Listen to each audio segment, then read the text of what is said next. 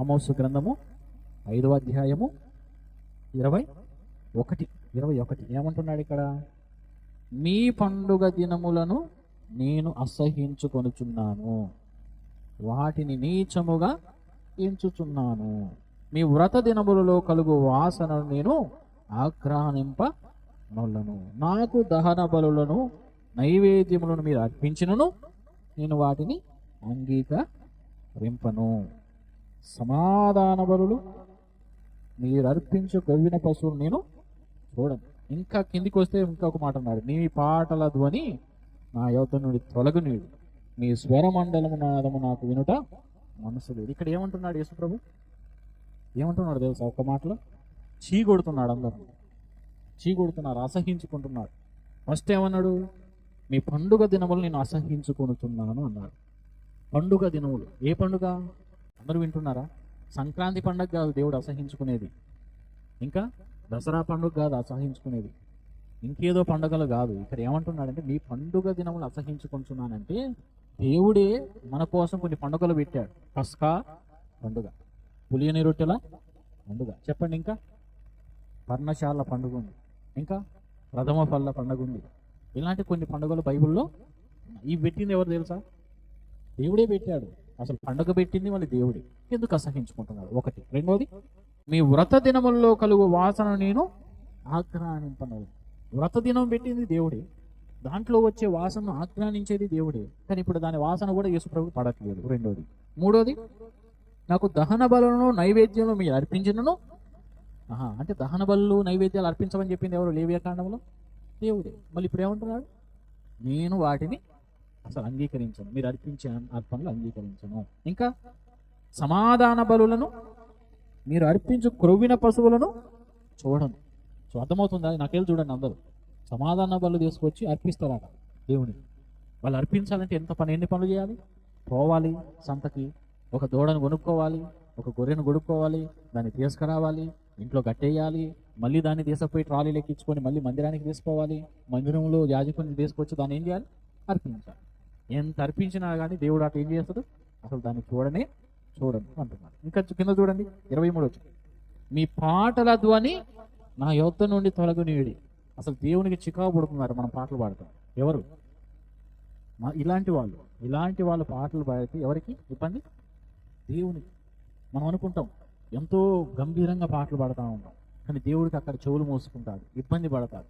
మీ పాటల ధ్వని నా యొద్ద నుండి తొలగనీయండి. కింద అసలు మీ స్వరమండలముల నాదం ఏంటో నాకు మనసే లేదు. కొన్నిసార్లు ఎవరైనా మాట్లాడదని మనకు కోపం వస్తుంది, తెలుసుగా. చేసేదన్నీ చేసుకుంటూ మళ్ళీ తీయగా మాట్లాడుతుంటే మనకు ఎట్లా అనిపిస్తుంది? అసలు వాళ్ళ మాటే వినబుద్ధి. దేవునికి కూడా అంతే. నేను చెప్పిన పనులు చేయకుండా వ్యతిరేకమైన పనులన్నీ చేసుకుంటూ మళ్ళీ దేవునికి పాటలు పాడుతున్నట ఆ స్వరం మాట దేవునికి ఎట్లా పుట్టింది? చికాకు పుట్టింది, అసహ్యం పుట్టించింది. అసలు ఆ స్వరమే వినబుద్ధి కాదు. ఇక్కడ మీకు ఏమర్థమైంది చెప్పండి ఒక మాటలో? దేవుడు అసహించుకుంటున్నాడు ఎవరిని? తన పిల్లల్ని అసహించుకుంటున్నాడు. ఎందుకు అసహించుకుంటున్నాడు? వాళ్ళు చేసేవని చేస్తున్నారు, దహన బలి ఇస్తున్నారు, పాటలు పాడుతున్నారు, స్వరమండలతో స్తుతిస్తున్నారు, నైవేద్యం ఇస్తున్నారు, పండుగలు చేస్తున్నారు, ఇన్ని చేస్తున్నారు. ఇవన్నీ పెట్టింది దేవుడే. ఆ పనులే వీళ్ళు చేస్తున్నారు. ఇప్పుడు దేవుడు ఏం చేయాలి? మెచ్చుకోవాలి, కానీ మెచ్చుకోవట్లేదు. ఎందుకు మెచ్చుకోవట్లేదంటే కింద అన్నాడు చూడండి 24 నీళ్లు పారినట్లుగా అది న్యాయం జరగనివ్వండి, గొప్ప ప్రవాహం వల్లే నీతిని ప్రవహింప చేయుడి. గొప్ప ప్రవాహం వల్లే నీతిని. ఇక్కడ ఏమన్నాడు? ఇవన్నిటి మీద నాకు మనసు లేదు, మీరు ఏం చేయండి? ముందు న్యాయం చేయండి. నీళ్లు పారినట్లుగా న్యాయం జరగనియండి. నీళ్ళు ఎలాగైతే పారుతుందో అట్లా ముందు మీరు న్యాయము జరిగించుకుంటూ పోండి, అప్పుడు నాకు సంతోషం. ఇంకోటి రెండోది ఏంటిది? నీతి. ఏం నీతి అది? గొప్ప ప్రవాహం వల్లే నీతిని ప్రవహింపజేయడు. గొప్ప ప్రవాహం ఎలా ఉంటుంది? సముద్ర ప్రవాహం అలలు కానీ, అలాగే గొప్ప కాలువలు ప్రవాహంగా బయలుదేరటం కానీ, అలా ఆట మనం నీతి ఉండాలి. అంటే ఇక్కడ ఏమో 2 విషయాలు చెప్పారు. ఒకటి ఏంటిది? న్యాయము, 2 నీతి. న్యాయము నీతి నీ దగ్గర లేకుండా నువ్వు ఎన్ని పాటలు పాడినా దేవుడు నిన్ను మెచ్చుకోడు. నువ్వు ఎంత స్తుతించినా మెచ్చుకోడు, ఇట్లా ఎంత వాక్యం చెప్పినా మెచ్చుకోడు, గంట ప్రార్థన చేసినా మెచ్చుకోడు, ఉపవాస ప్రార్థన చేసినా కానీ మెచ్చుకోడు. మనలో ఉండాల్సింది ఏంటిది? నీతి, న్యాయం. ఇక్కడ నేను చెప్తున్నాను చూడండి, ఇక్కడ చెప్పే విషయం ఏంటంటే మన బయట ఎన్ని ప్రార్థనలు చేసినా, ఎన్ని రకాలుగా చర్చిలో పాల్పొందినా, ఎంత బైబిల్ చదివినా ఇన్నర్ లైఫ్లో పరిశుద్ధత లేకపోతేనాట మనం చేసేవన్నీ దేవునికి అసహ్యం. అర్థమవుతుంది కదా? మనం ఏమనుకుంటాం, మన దేవుని పిల్లలం, దేవుడు పరలోకం నుంచి ఇక్కడికి వస్తే ముందు నా ఇంటికే వస్తాడు, నన్నే తాకుతాడు, నన్నే కోరుకుంటాడు అంటున్నాం. కానీ మన ఇన్నర్ లైఫ్ అంటే ఏంటిది? మన రహస్య జీవితం సరిగా లేకపోతే దేవుడికి మనం చేసే పాటల ధ్వని నచ్చదు, మనం పాటలు పాడటం నచ్చదు, మన గొంతు నచ్చదు, స్వర మండలం మనకు కనీసం మన వాయిస్ వినపడితేనే దేవుడు అసహించుకుంటాడు. మనం చేసే పండుగలు నచ్చదు, మనం పాడే పాటలు నచ్చదు. ఇక్కడ ఏమంటున్నాడు? అందుకే మనం ఏం చేయాలి? ఇప్పుడు మన ప్రవర్తన ముందు చక్కబెట్టుకొని అప్పుడు చిన్న పాట పాడినా దేవుడు ఏం చేస్తాడు? గారాన్ని ముద్దు పెట్టుకుంటాడు. ఉదాహరణకు హనీ ఉన్నాడు. హనీ ఊరికే నచ్చని విషయాలు ఇంట్లో చేసుకుంటూ అన్ని చేస్తాను, నచ్చని విషయాలు చేసుకుంటూ వాళ్ళ తల్లిదండ్రుల కొరకు పాట పాడింది నాకు మంచిగా కుదిరితా పాట పాడింది, మా కుమారుడు ఎంత మంచోడు అనుకుంటాడు. పెద్దగా అయినాక ఎదిగి సిగరెట్ దాక్కుంటూ అన్ని చేసుకుంటూ తల్లిదండ్రుల కోసం పాట రాసింది అనుకో, అర్థమవుతుందా? ఇప్పుడు నచ్చుతుందా? అదే మంచి స్థితిలో ఉండి పాట కూడా రాయలేదు, అప్పుడు ముద్దు పెట్టుకుంది. ఇక్కడ దేవుడికి కావాల్సింది అది. మన స్థితి బాగుండి మనం ఏం చేయాలి? దేవునికి చిన్న ప్రార్థన చేసినా దేవుడు మనల్ని మెచ్చుకుంటాడు. మన స్థితి బాగా లేకుండా నువ్వు 100 ప్రార్థన చేసినా దేవుడు వినడు అనేది ఇక్కడ మనకు అర్థమవుతుంది. ఎందుకంటే నీ పండుగలు నేను అసహించుకుంటున్నాను, నీ నైవేద్యములు నాకు అసహ్యం, మీరు అర్పించిన అర్పణలు నాకు అసహ్యం, అసలు మీరే నాకు అసహ్యం. ఎందుకంటే మీలో న్యాయం లేదు, నీతి లేదు. కాబట్టి ఇప్పుడు దేవుడు కోరుకునేది ఏంటిది? న్యాయము, నీతి. బైబిల్ అన్నాడు, ఎవడైతే నలిగి విరిగిన హృదయం గలవాడో వారినే నేను లక్ష్యం చేయుచున్నాను అన్నాడు. అంటే దేవుడు హృదయాన్ని లక్ష్యం చేసే దేవుడు హృదయములను చూసే దేవుడు, బయటికి మనం ఉన్న స్థితిని బట్టి కాదు. కాబట్టి దేవుని దృష్టికి మనం చూడాలి. ఒకరోజు యోసేపు పాపం చేయడానికి ఒక స్త్రీ ఏం చేసింది? తన చొక్కా పట్టుకుంది. అప్పుడు యోసేపు ఒక మాట అన్నాడు. ఏమన్నాడంటే, నాకు ఇంత స్థితి కలిగింది, నీ భర్త కూడా నాకు ఎంతో మేలు చేశాడు, ఇప్పుడు నేను ఈ పాపం చేస్తూ నీ భర్తకి నేను ఎంత మోసం చేసేటోనో అనలేదు. అన్నట్టయితే పాపం చేస్తాడు. ఇప్పుడు ఏమన్నాడు? దేవుని దృష్టికి నేను ఎట్లా పాపం చేస్తాను అంటే దేవుడు చూస్తున్నాడు. ఎవడు చూసినా చూడకపోయినా ఎవరు చూస్తాడు? అందుకే దేవునికి భయపడితే చాలు. మనం నిజంగా పరిశుద్ధుడు అంటే ఎవడో తెలుసా? ఇప్పుడు నేను ఒక స్టేట్మెంట్లో చెప్తున్నాను, పరిశుద్ధుడు అంటే దేవునికి భయపడేవాడు, దేవుని దృష్టిలో పాపం చేయకుండా ఉండేవాడు. అందరూ కళ్ళు కప్పినా కానీ దేవుడు చూస్తూనే ఉంటాడు కదా. అందుకే ఆ దేవుని దృష్టిలో మనము పరిశుద్ధంగా బ్రతికేవాడే పరిశుద్ధుడు. కాబట్టి ఇలా ఉండకుండా మనం ఎన్ని పాటలు చేసినా, ఎన్ని ప్రార్థన చేసినా, ఎంత బైబిల్ చదివినా, ఎంత వాక్యం తెలిసినా, ఎన్ని రకాల సహాయం చేసినా, దేవుని కొరకు నేను ఎంతో భక్తుడంటే నేను గొప్పలు చెప్పుకున్నా, నా స్థితి బాగలేదనుకో, అప్పుడు ఏమవుతుంది? దేవుడికి ఇవన్నీ వ్యర్థం. కాబట్టి ఇంత భక్తి చేస్తున్న మనము పరలోకం పోయిన తర్వాత అసలు దేవుడు మనల్ని గెట్అవుట్ అంటే మనకి ఏమైనా ఉపయోగం? కాబట్టి మీరు చేయాల్సింది ఏంటంటే, బయట కార్యక్రమాలు ఎన్ని చేయకపోయినా మీ పరిశుద్ధత జీవితం మాత్రం కరెక్ట్గా పరిశుద్ధంగా ఉండాలి చాలు. పరిశుద్ధం అంటే ఏంటిది? పొద్దున్నే లేచి మంచిగా వేడి నీళ్ళు కాగబెట్టుకొని దాంట్లో ఆకులు వేసుకొని స్నానం చేసి మొత్తం ఏమంటారు లైఫ్ బాయ్ సబ్బు ఉంటుంది కదా, మంచిగా తుడుచుకొని నీట్గా ఉండటం పరిశుద్ధత. పరిశుద్ధత అంటే మంచి స్నానం చేయడం పరిశుద్ధత కాదు. అదొక్కటే కాదు, ఏంటిది? నీ హృదయంలో కూడా పరిశుద్ధత ఉండాలి. ఏ వ్యక్తి నువ్వు దూషించవద్దు, ఎక్కడ హృదయంలో కూడా దూషించవు. ఏ వ్యక్తికి వ్యతిరేకంగా నువ్వు మాట్లాడద్దు, ఏ వ్యక్తి చెడు నువ్వు కోరుకోవద్దు, ఏ వ్యక్తి మీద నువ్వు అసూయ పెట్టుకోవద్దు, ఇంకా నువ్వు కంటితో పాపం చేయొద్దు, చెవుతో పాపం చేయొద్దు. పరిశుద్ధంగా నువ్వు దేవుడు కోరుకునేది ఇది ఒక్కటే. కానీ మనందరం చేయండి కూడా ఇది. ప్రార్థనలో మాత్రం మనం పరిశుద్ధులుగా ఉంటాం. ప్రార్థనలో మనం ఎవరైనా వచ్చి ఫోటో దింపిననుకో, ఆ ఫోటో ఫ్రేమ్ కడితే ఆ కింద టైటిల్ పెట్టవచ్చు, ఏమని? పరిశుద్ధులు అని. పరిశుద్ధుడు అని పెట్టవచ్చు. కానీ ఒక్కసారి గుండె చూసి హృదయం చేస్తే దాంట్లో మొత్తం ఏముంటుందట? తోపుతూ ఉంటుందట. మొత్తం అన్ని చెడ్డ ఆలోచన, అన్ని చెడు ఆలోచన. కాబట్టి అలా మనం ఉండొద్దు. మనం ఎలా ఉండాలి? బయటికి ఉన్నట్లుగా కనపడితే ఎట్లా ఉంటున్నామో లోన కూడా మనం అలానే ఉండాలి. అదే పరిశుద్ధత. అలా లేకపోతే మనం చేసే భక్తి అంతా ఏంటిది? వ్యర్థం. అందుకే ఇక్కడేమో పండుగలను అసహించుకుంటున్నాను అన్నాడు కదా. ఇంకా మలాకి గ్రంథంలోకి వెళ్తే మనకి చాలాసార్లు చూపెట్టిన వచ్చిన మలాకి గ్రంథంలో ఇంకా ఘోరమైన మాటలే మాట్లాడాడు.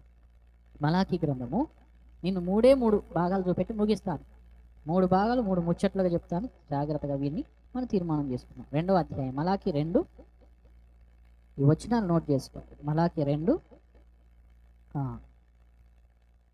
3వ వచనం, మిమ్మును బట్టి విత్తనములను చెరిపివేతను, మీ ముఖముల మీద పేడ వేతును, పండుగలలో మీరు అర్పించిన పశువుల పేడ వేతును, పేడ ఊడ్చివేసిన స్థలమునకు మీరు ఊడ్చివేయబడుతురు. ఎందుకు ఇంత పెద్ద మాట అన్నాడు?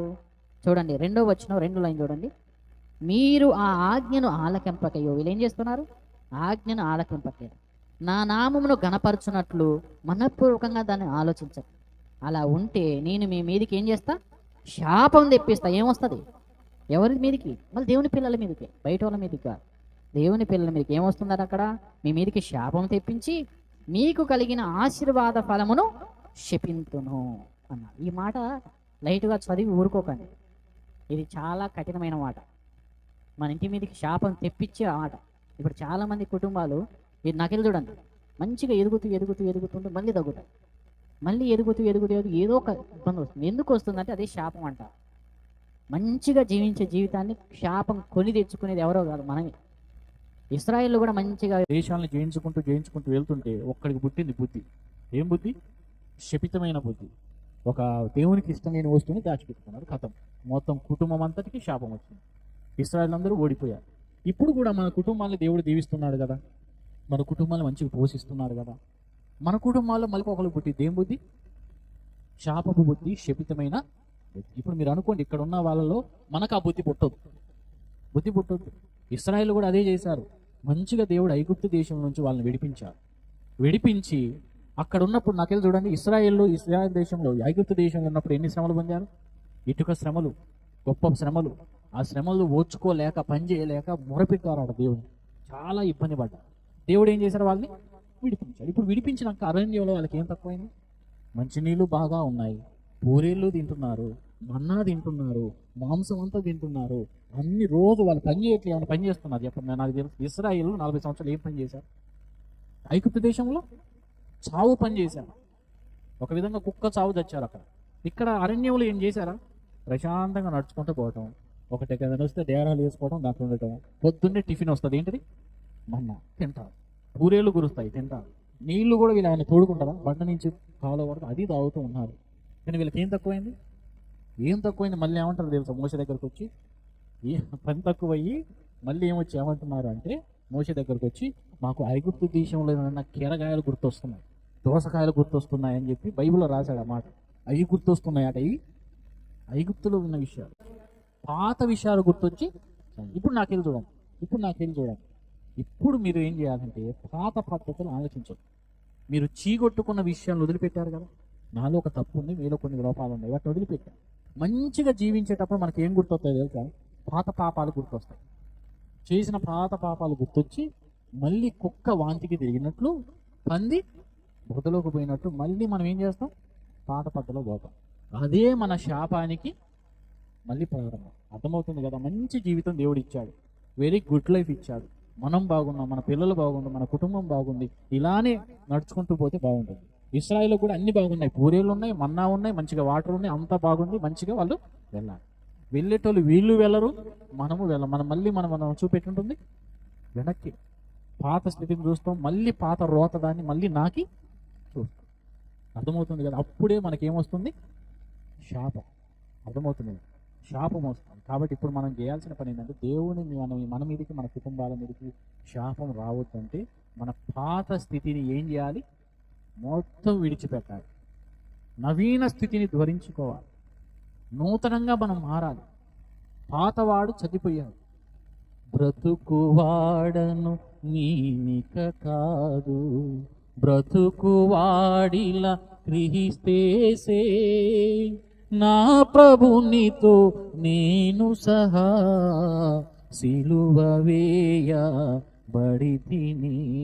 నా ప్రభునితో నేను సహా సిలువ వేయబడితిని. ఈ పాట మీరు తర్వాత వినండి, మంచి మంచి చరణాలు ఉంటాయి. బ్రతుకువాడ నేనుకు కాదు, బ్రతుకువాడిలా క్రీస్తేసే.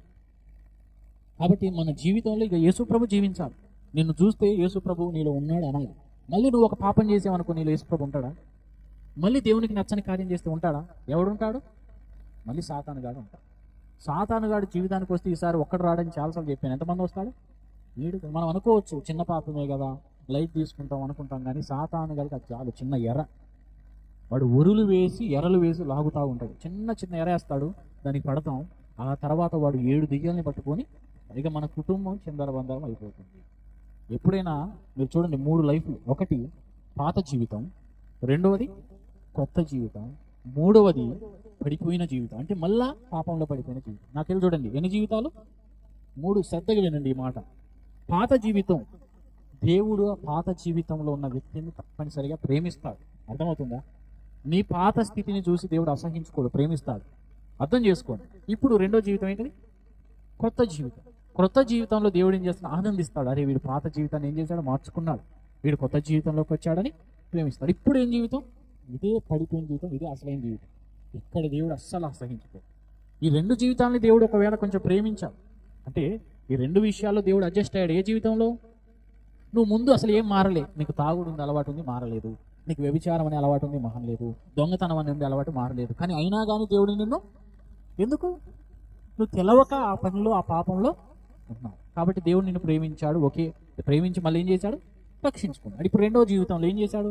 నువ్వు పాపాన్ని మానేవు, తాగుడు మానేవు, వ్యభిచారం మానేవు, దొంగతనం మానేవు. దేవుడు ఆనందించాడు, సంతోషించాడు. కానీ మూడో జీవితం ఏంటంటే, మూడో జీవితం వినండి జాగ్రత్త. మూడో జీవితం ఏంటిది? మళ్ళీ మానేసిన పాపాలని మళ్ళీ జ్ఞాపకం తెచ్చుకోవడం, మళ్ళీ వాటిని చెయ్యటం, మళ్ళీ వాటిలో పడిపోయిన జీవితాన్ని ఒక కుక్క పందితో పోల్చాడు. కుక్క పందిని అసహించుకున్నట్టే దేవుడు మనల్ని కూడా ఏం చేస్తాడు? ఇప్పుడు అందుకే వీళ్ళని అసహించుకుంటున్నాడు. ఎవరిని? ఇశ్రాయేలు ఎందుకు అసహించుకుంటున్నాడు అంటే మంచి ఒక మురికి గుంటల నుంచి, ఒక చెడ్డ మురికి గుంట నుంచి తీసి కడిగి శుభ్రం చేస్తే ఈ పందిగారు ఏం చేశారు? మళ్ళీ పోయి ఎక్కడ పడ్డారు? మళ్ళీ బుడతలో పడ్డారు. అందుకే ఇక్కడ తిట్టాడు. ఇప్పుడు 3 భాగాల్లో జరిగింది ఒకటే సంఘటన. ఇశ్రాయేలుని ఎంతో ప్రేమించి, ఎంతో సరిదిద్ది, ఎన్నో రకాల వాక్యాలతో మేలుగా తీసుకొస్తే మళ్ళీ తీసుకుపోయి ఏం చేస్తున్నారు? మళ్ళీ పాత స్థితి. అందుకే మన పండుగలు నచ్చవాట, మన పాఠం నచ్చవాట, మనం చేసేది ఏది నచ్చో అసలు మనమే నచ్చ, మన ముఖమే నచ్చదు దేవునికి.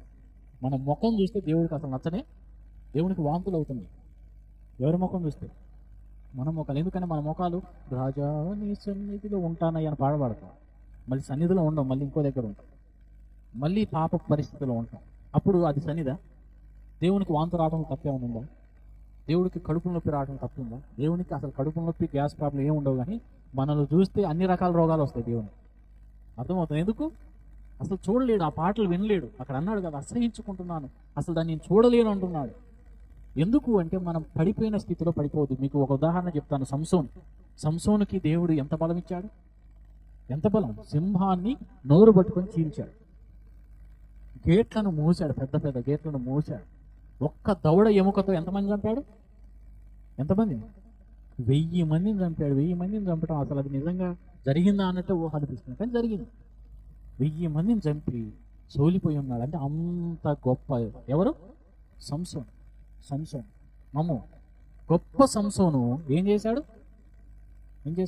దేలీల ఒడిలో మోహముతో సంసోను సుఖమెరుగకని త్రించలేదా? ధనముకైకే హజి పరుగులు తీసి నయమానుని వంచలేదా? ఏం చేశాడు? మంచి బలాన్ని పొందుకున్న సంసోను దేలీల మోహంలో పడిపోయాడు. అంటే ఇక్కడ ఈ విషయం ఏంటంటే పాత స్థితికి పోయాడు. దేవుడు మంచి స్థితిలోకి తీసుకొస్తే, బాగున్న స్థితి మంచిగా ఉంది. సంసోనికి ఏం తక్కువైంది? బలం ఉంది, ఘనత ఉంది. సావురే వీడి జోలికి ఎవడు పోతున్నాడని అందరూ భయపడతారు. అంత ఘనత ఉన్నాడు పాత స్థితిలోకి పోయాడు. అంతే, దేవుని శాపం వచ్చింది. ఇశ్రాయేలు పట్టుకున్నారు, గుడ్లు బీకారు, గుండు చేశారు, గానుగా తిప్పారు. సంసోను ముఖం చూస్తే ఎట్లుందో తెలుసు. అప్పుడేమో ఎట్లా ఉండేటోడు? కండలుగా ఉండేటోడు. నడుచుకుంటూ వస్తుంటే సంసోన్ అని చూసేటోళ్ళు. ఎప్పుడు ఆ సంసోన్ ఎక్కడ తీసుకొచ్చి పెట్టారు? ఎగ్జిబిషన్లో పెట్టారు. ఎగ్జిబిషన్లో పెడితే సంసోన్ని చూస్తే సంసోన్కి గుడ్లు ఉన్నాయా? లేవు. సంసోనికి జుట్టు ఉందా? సంసోన్ జుట్టు ఏమంత పెద్దది తెలుసా? సంసోను జుట్టు కత్తిరించలేదు. చిన్నప్పటి నుంచి పుట్టు వెంట్రుకలతో సహా అతను గుండు చేసేదాకా ఆయన ఉన్న జుట్టు ఎప్పుడు కత్తిరించాడు. దేవుడే చెప్పాడు అతనికి ఏం చేశాడు? కత్తొద్దు, ఆయన తలని కత్తిరించొద్దు అని చెప్పాడు. అంత జుట్టుని ఒక్కరోజు తీసేసి ఇప్పుడు సంసోను గుండు చేస్తే ఎట్లున్నాడు? బోడగుండు సంసోను అయిపోయాడు, గుడ్లు లేని సంసోను అయ్యాడు. లాస్ట్కి గాడిదలు ఒంటెలు తిప్పే గానుగని ఎవరు తిప్పుతున్నారు? సంసోను ఎక్కడ తిప్పుతా ఉన్నాడు. ఆ స్థితిని చూస్తే ఎట్లుంది? ఏమొచ్చింది ఇప్పుడు? శాపం. ఇంతకుముందు సంసోను వస్తుంటే అక్కడ సంసోను, ఇప్పుడు ఒక హీరో వస్తుంటే హీరోని ఎట్లా చూస్తారో అట్లా చూసారు సంసోన్ని. ఇప్పుడేమో ఎగ్జిబిషన్లో ఒక ఏమంటారు కొన్ని ఉంటాయి కదా జంతువులు, అట్లా చూసినట్టు ఈ రెండు ఎందుకు జరిగింది? మంచి స్థితి నుంచి ఇట్లాంటి స్థితి ఎందుకు వచ్చిందంటే అది శాపం. ఎందుకు వచ్చింది ఆ శాపం? సంసోను పాత స్థితిలోకి వెళ్ళిపోయాడు, వద్దనుకున్న పని చేశాడు. ఏదైతే వదిలిపెట్టి పోయాడో మళ్ళీ అదే పని చేశాడు. దేవునికి నచ్చని పని చేస్తూ ఉన్నాడు. మంచి స్థితిలో ఉన్నప్పుడు మనము వదులుకున్న అలవాట్లు మనకు గుర్తు రావద్దు. కానీ అదే పని సంసోనుకి చేశాడు సాతానుగాడు. అదే పని మళ్ళీ ఇంకొక వ్యక్తికి చేశాడు. ఎవరు చెప్పండి? ఎవరు? దావీదు కూడా సేమ్ స్టోరీ. మంచి స్థితి, గొర్రెలు కాసుకునే దావీదు ఎక్కడ, రాజు ఎక్కడ? గొర్రెలు కాసుకునే స్థితి నుంచి దేవుడు ఎక్కడికి తీసిపోయాడు? రాజు దగ్గరికి తీసిపోయాడు. మంచి స్థితిలో ఉంటే మంచిగా తినుకుంటూ హాయిగా ఆనందంగా ఉండొచ్చుగా. మళ్ళీ పడుకుంటే గుర్తొచ్చింది ఏ స్థితి? పాత స్థితి.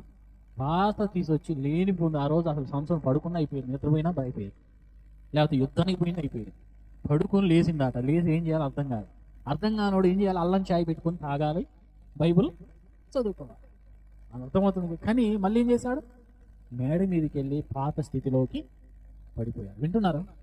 పాత స్థితిలో పడిపోయే వరకు దావీదు పడ్డ కష్టాలు ఇన్ని కాదు, ఘోరమైన శ్రమలు. మనందరికి ఉంటే మనందరికీ అన్నిటినీ కలిపిన అన్ని శ్రమలు పడ్డారు. ఎవరు? దావీదు. సిమి చేతిలో మాటలు పడ్డాడు. కాబట్టి ఏం చేయాలి? ఇక్కడ పాత స్థితిని మనము గమనించాలి. పాత స్థితిలోకి వెళ్ళదు, పాత అలవాట్లకు వెళ్ళదు. ఎప్పుడైతే పాత స్థితిలోకి వెళ్తామో మళ్ళీ దావీదుకి జరిగిన సంఘటనలే మనకు జరుగుతాయి, సంసోనుకు జరిగిన సంఘటనలే మనకు జరుగుతాయి. మనం మంచిగా దేవుడు దీవించేటప్పుడు ఆ దీవెనను కాపాడుకోవాలి. దీవెన ఏమని చేయాలి? కాపాడుకోవాలి. ఎలా అంటే ఉదాహరణకు ఒక ఉద్యోగానికి నన్ను పిలిచారు, హాస్పిటల్ వాళ్ళు పిలిచారు. నాకు ఎంత ఇచ్చారంటే ముందు నాకు 10,000 జీతం, తర్వాత దాన్ని 20,000 చేశాను, తర్వాత 50,000 చేశాను, తర్వాత 1,00,000 రూపాయలు చేశాను, తర్వాత 2 లక్షలు చేశాను. బయటికి వెళ్తే నాకు 10,000 జీతం కూడా దొరకదు ఇప్పుడు ఎక్కడ. ఇప్పుడు నేనేం చేయాలి? ఆ స్థితిని కాపాడుకోవాలి, హాస్పిటల్లో మంచిగా ఉండాలి. మళ్ళీ ఏదైనా పొరపాటు చేస్తే ఆ ఉద్యోగం నుంచి తీసేసాను అనుకో, నాకు 10,000 జీతం కూడా బయట రాదు. ఇప్పుడు నేనేం చేయాలి? ఆ ఉద్యోగాన్ని కాపాడుకోవాలి. చాలామంది కూడా గవర్నమెంట్ జాబ్ వస్తే వాళ్ళ ఉద్యోగాన్ని కాపాడుకోవాలనుకుంటారు, సింగిల్ జాబ్ వస్తే కాపాడుకోవాలనుకుంటారు. అట్లనే దేవుడు నీకు ఇచ్చిన మంచి లైఫ్ నువ్వేం చేయాలి? కాపాడుకోవాలి. నీ పిల్లలు బాగుండు, నువ్వు బాగుండు, నీ ఆదాయం బాగుంది, భక్తి బాగుంది, అన్ని బాగున్నాయి, ఇప్పుడు మంచిగా ఉందిగా. కానీ చెడ్డ లక్ష్యం ఏంటంటే సాతాను గారి నీ దగ్గరికి వచ్చి మళ్ళీ డోర్ కొట్టి అంతా బాగుంది కదా, మళ్ళీ ఒకసారి పాత స్థితి చూడు, అప్పుడు ఎలా ఉన్నావు, అప్పుడు నీ స్థితి బాగుంది కదా, ఎలా ఉందని నేను మాయ చేస్తాను. సంసోనుకి చేశాడు, సంసోను గుడ్లు పోయాయి, గుండెంది. దావీదుకి చేశాడు, అడుగులు పట్టుకొని తిరిగాడు. ఈరోజు నీ ఇంటికి వస్తాడు, నీకు కూడా పాత స్థితిని గుర్తు చేస్తాడు. నిన్ను పందిలాగా కుక్కలాగా మార్చడమే సాతాను గాడి యొక్క గోల్. అలా చేయబట్టి ఇశ్రాయేళ్లకి కోసం దేవుడు ఏం చేస్తాడంటే బాధపడుతున్నాడు. నీ పండుగలు నచ్చట్లే, నీ పాటలు నచ్చట్లే, నీ నైవేద్య బలులు నచ్చట్లే, నీ అర్పణలు నచ్చట్లే, అసలు నువ్వు నచ్చట్లే, నీ ముఖము నచ్చట్లే అంటున్నాడు. ఇంకొక వచనాలు చూసుకొని, ఒక్క వచనం చూసుకొని మనం ముగించుకున్నాం. ఒక్క భాగం, ఆ భాగం మనం చదువుకొని ముగించుకున్నా చాలు. యెషయా గ్రంథము 66వ అధ్యాయము. యెషయా గ్రంథము 66వ అధ్యాయము